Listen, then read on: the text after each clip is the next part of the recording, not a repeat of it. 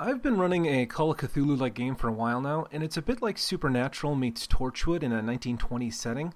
I decided to start recording some of our Cthulhu games for when group members can't make it so they can refer back to it.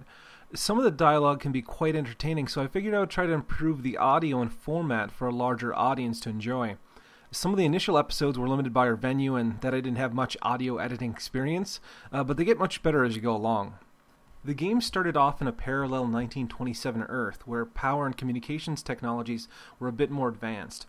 The players worked for an international investigation organization called Obduro, the PCs being from the Brooklyn branch. The investigators started to get a grasp of the unusual, dealing with things like ghouls, ghosts, mad scientists, and deep ones. They started to fight back and over time developed numerous contacts with mysterious and powerful organizations. They gained knowledge about the occult, otherworldly creatures, hyper-technology, and magic, leaving the survivors a bit jaded as they are now. The PC cast currently consists of B, short for Beatrice Riker, played by Steve. B is the group's forensics expert and all-around scientist. She was one of the first to start uncovering the mysteries of unusual technology left behind by ancient or alien civilizations, and those secretly used by human agencies like MI5 for whom she has worked for. During her time with Obduro, she had started dating a brilliant scientist by the name of Dr. Walter Riker, whom she had met via the other investigators. The PCs had first encountered Walter when they were invited to an annual meeting of the Pneumometric Society for finding a missing child in the New York subway system. The PCs did not know at the time that several members of the Pneumometric Society were being hunted by an energy being from Dimension X.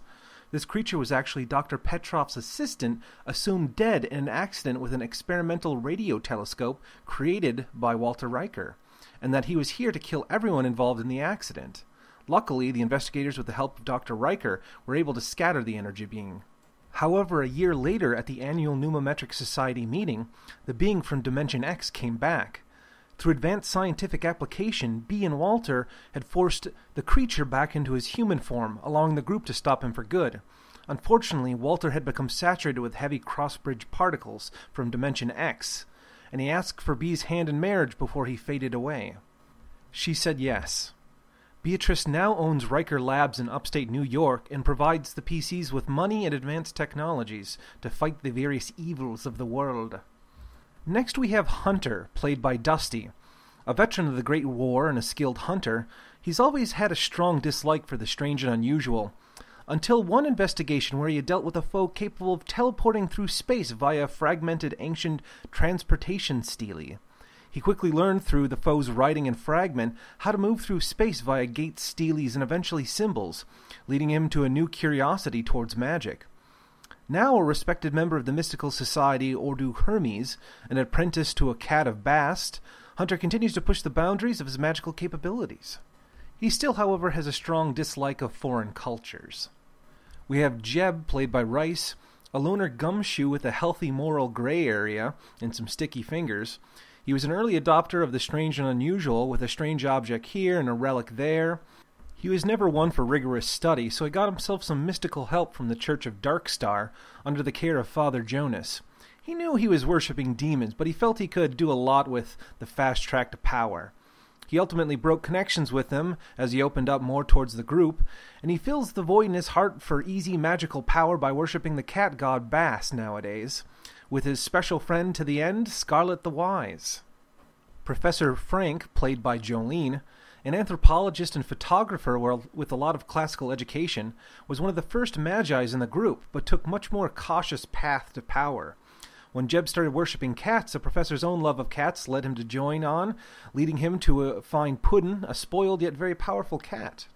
Captain Thomas Winfield, played by Erickson, was also a Great War vet that had worked for the group, but everything changed the day that Loudrug had accidentally made its way into the Obduro coffee system. He had had the first cup of a freshly brewed pot, and this had sent him into a 2-month coma where he lived in another man's body in the future of 1936, where the apocalypse had already occurred and the great old ones were back. He memorized all he could of the technology and magic from the people that were still alive and fighting there, hoping one day to find a way back to his own time and prevent that world from ever coming to be.